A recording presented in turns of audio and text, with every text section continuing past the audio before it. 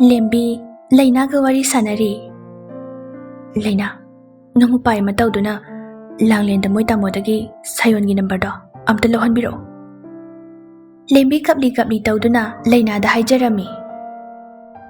ꯂꯩꯅꯥꯅ ꯆꯦ, ꯑꯩ ꯁꯣꯏꯗꯅ ꯆꯦꯒꯤ ꯃꯇꯦꯡ ꯄꯥꯡꯅꯕ ꯍꯣꯠꯅꯒꯦ.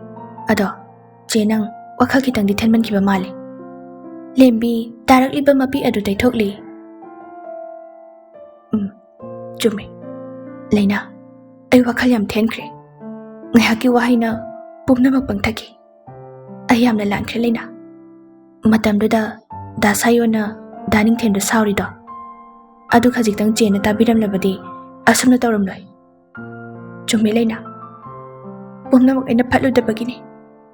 ꯑꯩꯅ ꯐꯠꯂꯨꯗꯕꯅ ꯉꯁꯤ ꯑꯩꯅ ꯐꯪꯂꯤꯕ ꯆꯩꯅꯥꯁꯦ. ꯐꯔꯦ ꯆꯦ, ꯆꯦꯒꯤ ꯅꯝꯕꯔꯗꯣ ꯄꯤꯔꯝꯃꯣ. ꯑꯩ ꯍꯣꯔꯦꯟ ꯂꯥꯡꯂꯦꯟ ꯍꯥꯏꯔꯛꯄꯒ ꯍꯥꯏꯔꯛꯑꯒꯦ. ꯁꯤꯗ ꯏꯔꯕꯅꯦ. ꯅꯪ ꯍꯣꯔꯦꯟ ꯁꯣꯏꯗꯅꯕ ꯈꯔ ꯇꯧꯕꯤꯌꯨꯀꯣ ꯂꯩꯅꯥ. ꯃꯈꯣꯏꯗ ꯆꯪꯒꯗꯕꯁꯨ ꯔꯥꯖꯅ ꯁꯣꯏꯗꯅ ꯑꯩꯕꯨ ꯆꯪꯍꯜꯂꯔꯣꯏ ꯍꯥꯏꯕ ꯑꯩ ꯈꯪꯉꯤ. ꯆꯦ, ꯑꯩ ꯁꯣꯏꯗꯅ ꯅꯈꯣꯏ ꯑꯅꯤ ꯄꯥꯎ ꯐꯥꯎꯅꯅꯕ ꯁꯤꯟꯒꯦ. ꯂꯦꯝꯕꯤ ꯃꯄꯤ ꯑꯗꯨ ꯇꯩꯊꯣꯛꯆꯔꯤ. ꯐꯔꯦ ꯂꯩꯅꯥ, ꯑꯩꯁꯨ ꯆꯠꯈ꯭ꯔꯒꯦ. ꯏꯟꯗꯣꯝꯆꯥ ꯍꯣꯏꯗ ꯆꯠꯂꯨꯕꯅꯦ. ꯑꯗꯣ ꯎꯄꯥꯏ ꯂꯩꯃꯟꯗꯕꯗꯒꯤ ꯈꯟꯕ ꯌꯥꯕ ꯈꯜꯂꯒ ꯅꯪꯒ ꯊꯦꯡꯅꯕꯗꯨꯗ ꯑꯩ ꯁꯛ ꯈꯪꯅꯗ꯭ꯔꯁꯨ ꯉꯍꯥꯟ ꯂꯥꯛꯂꯦꯟꯒ ꯂꯥꯛꯃꯤꯟꯅꯕꯗꯨꯅꯤ ꯈꯪꯕꯗꯒꯤ ꯍꯥꯏꯖꯕ ꯆꯪꯂꯛꯄꯅꯦ. ꯀꯩꯁꯨ ꯀꯥꯏꯗꯦꯗ ꯆꯦ ꯑꯗꯨꯒꯤꯗꯤ. ꯑꯗꯣ ꯆꯥ ꯊꯛꯈꯤꯁꯤ ꯆꯦ. ꯑꯩꯗꯤ ꯋꯥꯔꯤꯗ ꯆꯥꯒ ꯂꯣꯏꯅ ꯀꯥꯎꯔꯨꯔꯦ. ꯂꯩꯅꯥ, ꯊꯥꯒꯨꯝꯕꯤ. ꯑꯩꯁꯨ ꯊꯦꯡꯉꯦ ꯆꯠꯂꯒꯦ. ꯑꯩꯒꯤ ꯏꯇꯦꯡꯁꯤꯗꯪ ꯄꯥꯡꯕꯤꯌꯨ. ꯑꯇꯩꯗꯤ ꯀꯩꯁꯨ ꯄꯥꯝꯗ꯭ꯔꯦ ꯍꯧꯖꯤꯛꯇꯤ. ꯆꯦ, ꯑꯩ ꯁꯣꯏꯗꯅ ꯉꯝꯅꯕ ꯇꯧꯒꯦ. ꯀꯩꯝꯇ ꯈꯟꯒꯅꯨ. ꯐꯔꯦ ꯑꯗꯨꯗꯤ ꯂꯩꯅꯥ, ꯑꯩꯁꯨ ꯆꯠꯂꯒꯦ. ꯌꯨꯝꯗ ꯍꯜꯂꯛꯇꯦ ꯍꯥꯏꯅꯔꯝꯂꯅꯤ. ꯆꯦ, ꯑꯩ ꯊꯣꯡꯒꯥꯜ ꯐꯥꯎ ꯊꯤꯟꯗꯣꯛꯀꯦ. ꯍꯣꯏ ꯂꯥꯛꯑꯣ. ꯂꯦꯝꯕꯤꯒ ꯂꯩꯅꯥꯒ ꯋꯥꯔꯤ ꯁꯥꯟꯅ ꯁꯥꯟꯅ ꯊꯣꯛꯂꯛꯄꯗ ꯂꯦꯝꯕꯤꯒꯤ ꯒꯥꯔꯤ ꯈꯥꯝꯐꯝꯗꯨ ꯐꯥꯎ ꯌꯧꯔꯛꯂꯤ. ꯂꯩꯅꯥꯅ ꯆꯦ, ꯑꯗꯨꯗꯤ ꯑꯩꯁꯨ ꯂꯩꯍꯧꯔꯒꯦ. ꯀꯩꯁꯨ ꯈꯟꯒꯅꯨ. ꯑꯩ ꯎꯄꯥꯏ ꯑꯃ ꯇꯧꯗꯨꯅ ꯗꯥ ꯁꯥꯌꯣꯟꯒꯤ ꯅꯝꯕꯔꯗꯣ ꯁꯣꯏꯗꯅ ꯂꯧꯍꯜꯂꯛꯀꯦ. ꯂꯩꯅꯥ, ꯂꯥꯜꯂꯨꯔꯕ ꯄꯨꯟꯁꯤꯁꯤꯅ ꯃꯐꯝꯗ ꯁꯣꯏꯗꯅ ꯉꯥꯛꯄꯤꯅꯕ ꯍꯥꯏꯖꯒꯅꯤ. ꯑꯩ ꯃꯥꯒꯤ ꯃꯐꯝꯗ ꯉꯥꯛꯄꯤꯐꯝ ꯊꯣꯛꯇ꯭ꯔꯕ ꯏꯔꯥꯠꯁꯦ ꯉꯥꯛꯄꯤꯌꯨ ꯍꯥꯏꯅ. ꯆꯦ, ꯐꯔꯦ ꯑꯩꯁꯨ ꯆꯠꯂꯒꯦ. ꯅꯪ ꯍꯣꯔꯦꯟ ꯁꯣꯏꯍꯜꯂꯛꯀꯅꯨꯀꯣ ꯂꯩꯅꯥ. ꯆꯦ, ꯑꯩ ꯁꯣꯏꯔꯣꯏꯌꯦ. ꯂꯦꯝꯕꯤ ꯑꯋꯥꯕ ꯄꯨꯝꯅꯃꯛ ꯐꯥꯖꯤꯟꯗꯨꯅ ꯁꯣꯔ ꯁꯥꯡꯅ ꯍꯣꯟꯗꯣꯛꯇꯨꯅ ꯒꯥꯔꯤ ꯑꯗꯨ ꯊꯧꯒꯠꯂꯛꯏ. ꯒꯥꯔꯤ ꯑꯗꯨ ꯃꯃꯤꯡꯇꯒꯤꯅꯤ ꯊꯧꯔꯤꯕ, ꯑꯗꯨꯕꯨ ꯋꯥꯈꯜꯗꯤ ꯍꯧꯈ꯭ꯔꯕ ꯊꯧꯗꯣꯛ ꯀꯌꯥꯅ ꯇꯠꯇꯅ ꯌꯣꯝꯂꯔꯤ. ꯅꯤꯡꯁꯤꯡꯂꯛꯏ. ꯂꯦꯝꯕꯤ, ꯑꯩꯅ ꯍꯥꯏꯔꯤꯁꯦ ꯑꯃꯨꯛꯇ ꯇꯥꯎ ꯍꯥꯏꯕꯅꯦ. ꯑꯩꯒꯤ ꯋꯥ ꯉꯥꯡꯅꯕꯒꯤ ꯇꯟꯖꯥ ꯑꯝꯇ ꯄꯤꯕꯤꯌꯨ ꯀꯩꯗꯧꯒꯦ? ꯀꯔꯤꯒꯤ ꯋꯥ ꯉꯥꯡꯕꯒꯤ ꯇꯟꯖꯥ? ꯑꯩꯁꯦ ꯃꯌꯥꯝ ꯃꯥꯡꯗ ꯌꯣꯜꯂꯒ ꯅꯪꯅ ꯅꯨꯡꯉꯥꯏꯔꯤꯕ ꯅꯠꯇ꯭रो? ꯑꯩꯒꯤ ꯍꯥꯛꯇꯛꯇ ꯃꯤ ꯑꯁꯤ ꯑꯅꯥ ꯌꯥꯎꯍꯜꯂꯦ ꯍꯥꯏꯔꯗꯤ ꯑꯩꯒꯤ ꯏꯃꯥꯏꯁꯦ ꯀꯗꯥꯏꯗꯅꯣ ꯊꯥꯡꯒꯠꯂꯒ ꯆꯠꯇꯣꯏꯁꯦ? ꯂꯦꯝꯕꯤ, ꯅꯪꯉꯣꯟꯗ ꯍꯥꯏꯔꯛꯄꯒꯤ ꯅꯠꯇꯦ, ꯔꯥꯖꯀꯤ. ꯌꯥꯔꯦ, ꯇꯥꯅꯤꯡꯗ꯭ꯔꯦ. ꯑꯩ ꯋꯥ ꯑꯃꯇ ꯇꯥꯅꯤꯡꯗ꯭ꯔꯦ. ꯑꯩꯒꯤ ꯄꯨꯟꯁꯤꯗ ꯑꯃꯨꯛ ꯌꯦꯜꯂꯛꯀꯅꯨ. ꯅꯪꯉꯣꯟꯗꯒꯤ ꯂꯥꯞꯊꯣꯛꯑꯕꯅꯦ ꯑꯩ. ꯂꯦꯝꯕꯤ. ꯏꯃꯥ! ꯂꯦꯝꯕꯤ ꯑꯉꯥꯡ ꯑꯃꯗ ꯒꯥꯔꯤꯅ ꯊꯣꯝꯒꯦ ꯇꯧꯕꯗꯒꯤ ꯈꯔ ꯊꯩꯗꯣꯛꯅꯕ ꯍꯣꯠꯅꯕꯗ ꯃꯊꯟꯇ ꯁꯤꯠꯂꯝꯃꯤ. ꯄꯩꯃꯤꯌꯣꯅ, ꯏꯆꯦ, ꯁꯣꯛꯄ꯭ꯔꯥ? ꯒꯥꯔꯤꯁꯦ ꯍꯧꯒꯠꯀꯦ. ꯄꯩꯃꯤꯌꯣꯅ ꯂꯦꯝꯕꯤꯒꯤ ꯒꯥꯔꯤ ꯑꯗꯨ ꯍꯧꯒꯠꯄꯤꯔꯝꯃꯤ. ꯅꯨꯄꯤ ꯑꯗꯨꯅ, ꯏꯕꯦꯝꯃ, ꯀꯌꯥꯝ ꯁꯣꯛꯏ ꯇꯧꯔꯤꯁꯦ? ꯑꯉꯥꯡꯁꯦ ꯈꯨꯠ ꯁꯝꯕꯅꯤ, ꯅꯥꯟꯊꯣꯛꯑꯒ ꯆꯦꯟꯈꯤꯕ ꯈꯪꯍꯧꯗ꯭ꯔꯦ. ꯏꯆꯦ, ꯈꯨꯠꯁꯦ ꯈꯤꯇꯪ ꯍꯨꯕꯥꯠꯄꯅꯤ. ꯀꯩꯁꯨ ꯌꯥꯝꯅ ꯁꯣꯛꯄ ꯅꯠꯇꯦꯗ, ꯌꯥꯅꯤ. ꯏꯆꯦ, ꯁꯤꯗꯤ ꯐꯅ ꯁꯥꯡꯅ ꯍꯨꯕꯥꯠꯄꯅꯦ. ꯁꯤꯒꯤ ꯐꯥꯔꯃꯥꯁꯤꯁꯤꯗ ꯑꯝꯇ ꯍꯤꯗꯥꯛ ꯍꯥꯞꯄꯟꯁꯦ. ꯌꯥꯅꯤꯌꯦ, ꯀꯩꯁꯨ ꯌꯥꯝꯅ ꯁꯣꯛꯄꯁꯨ ꯅꯠꯇꯕꯁꯤꯗ. ꯅꯨꯄꯤꯗꯨꯅ, ꯂꯥꯛꯑꯣ, ꯁꯤꯗ ꯍꯤꯗꯥꯛ ꯍꯥꯞꯄꯟꯁꯦ. ꯐꯥꯔꯃꯥꯁꯤꯗ ꯄꯨꯁꯤꯟꯗꯨꯅ ꯗ꯭ꯔꯦꯁꯤꯡ ꯈꯔ ꯇꯧꯔꯝꯃꯤ. ꯄꯩꯃꯤꯌꯣꯅ, ꯆꯦ, ꯒꯥꯔꯤ ꯊꯧꯕ ꯌꯥꯒꯗ꯭ꯔꯣ ꯈꯨꯠꯇꯣ? ꯀꯩꯁꯨ ꯌꯥꯝꯅ ꯁꯣꯛꯄ ꯅꯠꯇꯦꯗ, ꯀꯩꯁꯨ ꯇꯧꯔꯣꯏ ꯑꯗꯨꯒꯤꯕꯨꯗꯤ. ꯑꯁ, ꯑꯩꯗꯤ ꯉꯁꯥꯏꯒꯤ ꯈꯨꯠꯁꯤꯠꯇꯣ ꯃꯤꯍꯨꯟꯒꯥꯁꯦ ꯌꯧꯕꯅꯦ. ꯑꯗꯣ ꯌꯥꯝꯕꯨꯗꯤ ꯁꯣꯛꯄꯤꯗ꯭ꯔꯦ.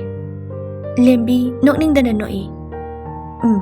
ꯑꯩꯁꯨ ꯋꯥꯈꯜ ꯑꯃ ꯈꯜꯂꯒ ꯂꯥꯛꯄ, ꯑꯉꯥꯡ ꯆꯤꯟꯁꯤꯜꯂꯛꯄꯗꯣ ꯎꯍꯧꯗ꯭ꯔꯦ. ꯅꯨꯄꯤꯗꯨꯅ, ꯃꯁꯤ ꯑꯉꯥꯡꯁꯤꯁꯨ ꯃꯈꯣꯡ ꯌꯥꯎꯈ꯭ꯔꯕ. ꯀꯗꯣꯝꯗꯒꯤ ꯅꯥꯟꯊꯣꯛꯑꯒ ꯆꯦꯟꯈ꯭ꯔꯤꯅꯣ ꯍꯦꯛꯇ ꯈꯪꯍꯧꯕꯖꯥꯠ ꯅꯠꯇꯦ. ꯑꯉꯥꯡꯁꯤꯗꯤ ꯁꯤ ꯉꯥꯛꯇꯅꯤ, ꯑꯗꯨꯝ ꯇꯧꯕꯅꯤ. ꯑꯗꯣ ꯏꯆꯦ, ꯑꯩꯃꯨꯛ ꯆꯠꯅꯕ ꯇꯧꯔꯒꯦ. ꯍꯣꯏ, ꯐꯖꯅ ꯌꯦꯡꯉ ꯊꯧꯀꯣ ꯒꯥꯔꯤꯗꯣ, ꯁꯣꯛꯏꯗꯣ ꯈꯨꯠꯇꯣ. ꯍꯣꯏ ꯏꯆꯦ. ꯄꯩꯃꯤꯌꯣꯟꯗ ꯑꯃꯨꯛ ꯑꯣꯟꯁꯤꯜꯂꯛꯏ. ꯑꯗꯨꯗꯤ ꯑꯩꯃꯨꯛ ꯆꯠꯂꯨꯈꯤꯒꯦꯀꯣ. ꯍꯣꯏ ꯆꯦ. ꯂꯦꯝꯕꯤ ꯃꯥꯏꯊꯣꯡꯗ ꯃꯣꯃꯣꯟ ꯅꯣꯛꯂꯤ, ꯑꯗꯨꯒ ꯒꯥꯔꯤꯗꯨ ꯇꯞꯅ ꯊꯧꯈꯤ. Paimionsu thokibadu yenglamnaga masu mayumda lakli. Aya, miss call sidi 12 ka lerame. Aidi phone charge tawbadagi pubasu kawre. Isaw amuk tawraani. Phone call back amuk tawge tawbaga. Mama amuk changlai. Paimion, nangi phone to ngasai dagi khingbani. Aisu thabak chinpa. Paibaga nang hautre. Noiti aigi ni hairadi adum tawradabani. Haima, khutto thadokpa yadabagini ne. Khangi yare, noi ebu nusiba amatta yawdabani. Masidi ko se sigi paisa se nangi college ki dress kai lainaba thamjilo aingonda leiradi loisin gi basu khangde paimion mama dagi paisa do laurami phone du su kana khinglakli amma akhoi chak loisilo chak lampane amma gyan tai ko ado ngausinanu nasa gyan ta na chatluko amma thoage leisibu asi hairam naga thokhirami paimion nokmi tawraga phone do muk paikhatli sayona Hello, Paimiona. Kay gira, ngasay dagi call chat tabadi. Natu ka na unabra. Kari, nang na phone pai kay pai draga. Naya do thudik sani. Ya se, nang na thudik na papan panate. Mana matu una ba chat laga. Phone pai te duga. Nang na tawbadi kay gi pai doino. Pai roi na pai pi taba. Ichan, ay asengi ngasi yum dagi mapan thok trai ba. Kay no, kay dagi nupi no. Khangi yare. Noi nupa gi ta che. Natu mayam koiraga Ichan adumai haino ba ai asengi kemda chatte haba nangna taba kanamta sunuksi deba nangna adumai na hairaga aina thajaga daba nate unaru jona tuga sayon nungai tana Ichan adumai haino ba ai nangna taba kanam nuksi deba paimion nokning badu khangba warakle Ichan se saurano ba network yadabagi oiramne ba Ay network nungai na ba sima masilagi ba se, Ichan? Sayon, isuk-suk tharaga hairak lami. Dada, ahaw, saur na si Ichan. Dada, ay nangwanda phone tawpita ba ni? Ay naidyan ba? Asi hay doon na paimiyon, makultok na noktorak eh. Sayon na. Dada na phone tawpa do, ay dukan da chat ba? Ada, nupi ama accident thok pa gine, yenglaga layro ba? Ada thengdokhiba phone da su paihaudraba ada miss call mayam do soidani show tawra ani na ne aina isau tawpiba asi haiduna amuka su isi sina noklami hey kadargi nupi nang khangni naya do plaster ga satke ba aibu wahandanaga dada saunu ada dada nang se pangli pangba jani ko aina hairaga thajabi ka tawi Jio number do Phone tawra amadi miss call alert layese nang kaw bane pa Ay se mana kaya da ngaw ba se mino se Nate da nang sidana lakna bane Ichan Nok pa kaw raba igi chinba se Nang na momon minok tamhan biri Lekang la oiru raba igi thamoy se Nang na nungsi iri kikpiduna Pak laba nungsi bagi ipak asida Jingsin biram laga Nang ay ba mo hundok biram ga dawribra Dada Ay Nakhoi maitai gi chatnabi kaya khangte aina torakpada nakhoi maitai ga khetnabasu yai adubu aina khangjaba haibabu aigi iphamda leiriba nuksiba se nangi naphamda pumnamak piba aigi haiba amata amu khaktana nuksiba haiba sidagi ahenba dharma amu leiribrane dada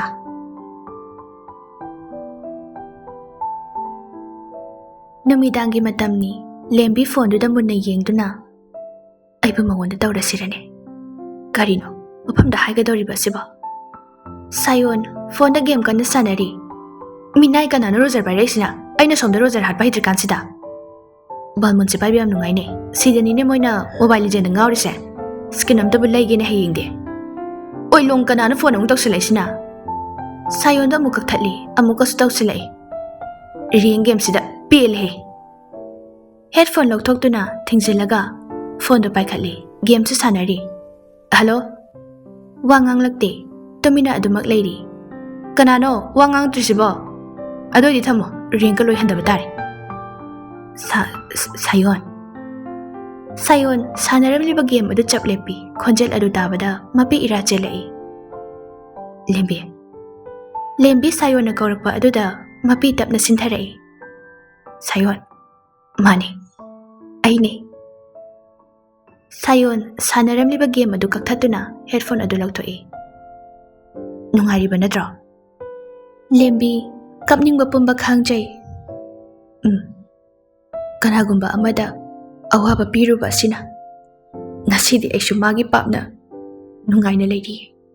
Sayon wa ngangde tumina leiri. Sayon aibu ngakpiba ngamlaroidra. Ngakpiba haiba wahaidudi lalurba misak amagini. Nangdi lankidi. Khangdaba udaba adu khakna lambi thokidabani. Lembi Sayon gi wahai khudingna thamoi machet tahalle. Makholdi thoktana kablai. Sayon nahaki wahai na matanja amata pikidre. Pumnamak miyoibagi mapal thongi kuyom khak uruba aigi iralni. Ngasigi penba naidraba nungsiba asina aibu mitpanghanduna nafamda haijari. Ay lali Sayon. Sayon mapi adu sintharae. Lembi ngasigi penba naidraba nungsiba asina nangi aigi waridi luraba samudragi irol nungda lupkre laukhatpa ngamdre. Lembi khonjel thokna kappa hauragli. Chumme aina lalubana chaina se pangbani. Nangna haikiba chumme. Nang leibana ai leibani. Nang leiramdrade ngasi ai haibase leiramloye. Mani ai leibana nang leibani. Nang leibana nungsiba khanghanki. Aduga kainaba haibagi maichak asisu takpiki. Chumme aina pumnamak thokhankibani. Adubu ngasidi ai lakle Sayon. Lembi punchi khongjat ase amuk maning handuna yengbadi ai pamdre. Aigi punchi khongjat move tawrage khali. Nangsu move on tawro. Sayon asi haiduna hek kablai. Matam amada aina kappa kanana su tabikide. Nungshigi maichak haibada asira khanki. Ai wakat kana su tabikide. Tokla yare Sayon. Ai taba ngambagi pangal laisilaktre. Iral na mapot pharabi ai hakki iral ne. Ai lale. Nang landi. Nangi punsi khongjata nungaina ba haiduna chachakhiba khaktani. Lembi taba ngamlaktraduna phone adu kaklaga pena kapchari. Sayon ai lale. Nang agonda adumna waruganu. Ai khangi ngasidi nangna kaya duwana lelamgaba. Aise yamna phatiye. Asi haiduna pena kapchari. Somdasu Sayon atiyada yengkhaduna mapi sinthari. Ai khangi thajana hakti mahing kajarasu awubasingna mitanari haiba. Adumak ngasidi ai kalakte. Aigi thamoigi durbadarado khak oina atiyase ngalari. Nakhoi kanasu udari. Laishuuna Baimyon nang college ti thendaba yagadro nangbo. Ama yanida kaishu tawrida college satpabu. Gari mathang ani tongpatugi waroidra khanbane. Amatangda tunga chatawni aidi ani tongoi. Hey bazardagi nakhongna chatpado wani adum gari mathang ani tonguko. Baimyon gyan tarai. Hoi ma ani tonggadabani kaubani. Nakhoi medical exam duna karam kanda haidokadabra men ki tawrido. Amma mathang thadagadi haidorakadaba male. Aina sum khanpada madu khala adi phagadabani. Apa jisuna chanbiduna khanbira adi phani. Amma ai thajaba leyi soidana khankani. Ado ai chatpige pungsu thengleba. Baimyon Sayona phone hanjin khinglakpaduda mamada wa tension aba tawrami. Phare se nangi barado si oro. Baimyon paisa do lauduna. Oh ma adudi ai chatleko. Baimyon thoglakle kesamthong kabui khungi getu khare hendoraklaga thongdugi manakta gari khamliba Sayon gi manakta laklammi. Dada aina phone kana tawri aduga nangna phone ga paikhatta kai somda laisina kamai tawrino. Phone paibado pharak tabane adugini. Chachera kakhalo. Asomna Sayonga Paimyonga college lakminarami. Paimyonbu arts ki gate mapaduda kumthahalami. Se, moi arts ki atopa mi changba ya yade ni am tawbani. Talle. Thoibisu laani haidaine. Thangmai bolomdagi oina lae yemadi lambi anakpado khangdadana. Ngahak ngairase. Sigi ukhasida phamlaga. Ngasai khaite homang sopane. Ukhasida phampase punging ingpane. Ichan. Kay haikira dada. Ningsingbra. Nangna asigi uparing siyam phajay haikibada. Kay kautino aduba dada ay ningsingliye. Ayna college se kabaga asidi jura layradabani na haikidana. Ngasidi ayna haikiba jura sing adugi marakta ay khoy ni su yawri ko. Cha. Aseng bani to. Asina noy arshi kentin ni. Asigi alusok to yam haw bani. Aduga asida phamise mimi singjudu yam haw bani. Dada chaw sira mimi singjudu. Yare ko na charo. Ngasidi class ahanba yawduni na class khaido hani yawko. School ga khara khetna bani. Bet nupa haisini. Aina di moy asida peer phamtana plate amada da punna chamina base chaktana hairaga. As law he ichan. Aishu khangcha he chaning lay. Law. Thoibina Dasayon chabado hayeng charo ngasidi college ahanbani na ko khara ngawri. Sayona Thoibi nangdi kyam kuire lakba. Kuidri singju mari yetnabadagi laabane. Sayona nang su ngatang lere laki de somda bitkan lekhala akan sida. Thoibi nokmi Dasayon asai phau satlu ko haibro. Sayona aduna phadaw male de. Paimyona Wati dawno ko Thoibi changbise Dada ay horen lorga call torke ko. Hoi nathanda jatkinu ko. Nang na chatlo haisune ay natanaraga ko nangi natung na napadaw ne. Nokmi tawduna Paimyon Thoibi ga loyna na changkirami. Rasna Minay ngasai de kaida chatloy no. Yum lagi thokibadi kuira daine. Class ta hojika da changai se karino. Lakpadi kuire he college sangak tabagi wani. Naubana nang di kaida layriba ha. Nikhilna matu lumui oiramni masakse mona sengaw lakpa haisini. Tumin yam tawramabani. Sayon famthaduna Nikhil nang sina asengbada haibasina ko. Ho na taimado college tilambani. Ahanbago oibaduda mamanabisu ngahak ngaiminaramba. Naubana yam tawramida. Ngaiko maba PMT thadaine. College amuk tamiduna kaige. Sayona PMT do moina pana lawba nataba aduna reserve leitabani na khalhaudrasu na tamijani. Oi masire da ai dokpada moina pa haisini. Ras sita noklami. Naubana kaino nangna adukana no iduna. Moi madugi mapa haijaraga. Nauba nang chawdo watli ko. Moina pa gi reserve nate.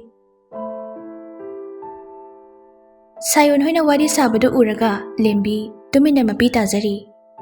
Mamanabiduna lembi mi uraga phajade napidu taito. Lembi mapidu taithokduna aisham phattego. Magi nuksibaguna thaiduna lamlanba kanabu nungsiruba. Nate aidi pamnubani. Aidi nuksiba masak khangdabini. Bye yarese kitang su wakhal chawthokpa tamse adumna sum khanjiladi yararoi. Bye Pumnamak ay napatabadagini.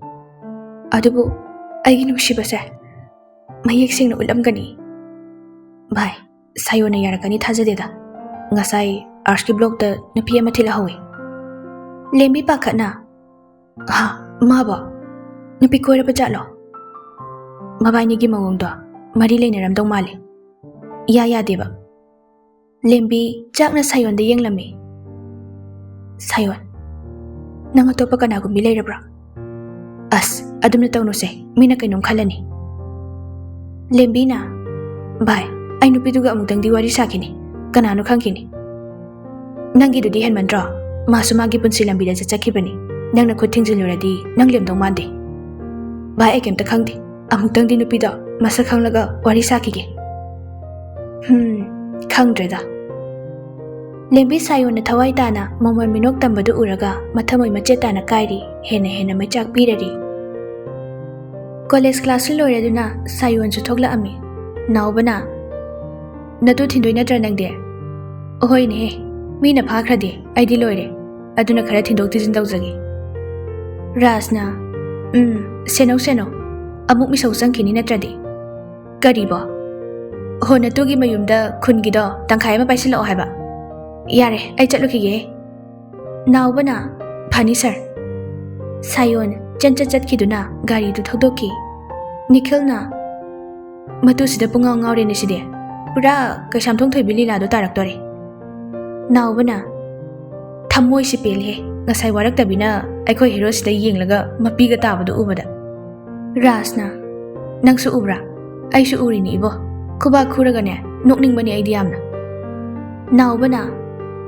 Sayon se amu wari pari ba mina di ma se hero ni haidoi ne ba. Aikhoi sa se hero ni na muktana leiri ni. Moina di mama na bagi rol uhali ne. Rasna. Ibo nang khubi thangat ke achum bata hai. Som da Sayona. Chachira du de. Dada chache. College ni kaina ochagi lecture da boring ka chuida. Aduni khena bani hai se. Thobi di chatkhiba kyam kuirage. Mogi boyfriend to la e chatkhiba ta ngai ri masu ngai minaram pane.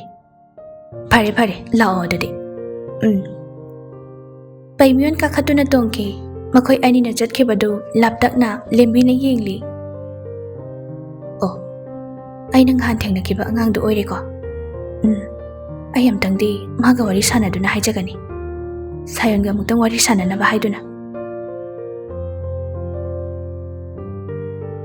Asomna mathangi numita lembi arski gate ta paimyon bo lakpa ngairami. Ngarangi matawgum Sayona paimyon bo thilai ngasisu. Makhoi lakpa ubada marum amada ngahak thaijilli. Sayona. Bare aisu chatlage. Class thengi nang su changkro ko. Dada. Sayon su chatkre. Paimyon changi haiduna gate lomda lai. Excuse me. Yes. Che, ngahan accident thokpadu natro. Mani. Ngahan su marang tawbada nangi minga amta hangaudre. Kai ming kauge. Paimyon kaubani che. Che su sida tambro. Tame. Ado paimyon. Nang hojiki nupado khangbro. Dadaro. Khangbane kaidoragi che. Paimyon. Che se nangi mating amta ni jage. Paimyon chingnana. Karino hayo che. Paimyon. Bahagado. Aiga matam kuina nungsinaragpani. Aina mabu yam nungsijay. Aibusu mani yam na nungsibiki. Adubu aigi phatudaba ito. Khanthadaba wakhal amana magi mafamdagi lapthokhanki. Aina mabu kaya otki. Masimakna isilpena magonda lale haijaba ngamdre. Nungsi haibasu ngamde. Che. Paimyon. Ai nungondagi mateng amatani jage. Paimyon masado pakhatba langtaknaba phawrami. Hayo che. Paimyon. Aiga maga wari amta sananaba nangamukta haibiyo. Aigi thamoida lochenduna thamliba awabase. Amukta kokchage. Paimyon wahai sing adu tabada tawpham khanglaktre milu pirang su ihaurakle maseng marang urakle. Che. Ai soidana haige. Aduk nungsina jabana bani kaigi kaina doino che. Ai maga amukhakhtang wari sanabado adu khak pami athai kharisu pamde. Che. Kaigi amukhakhtang sagadoino punchi chupagi sagadabane. Adu che. Ai class thengi changpike. Che ai soidana dadada haiduna chega wari sanahange. Paimyon nang aigi itengdudadi pangbiyu ko. Che. Ai changpike. Paimyon makhut namana phanek adu khitang chinghatuna pairi namana ihaurakliba pirang adubu teithok tuna class manungda changki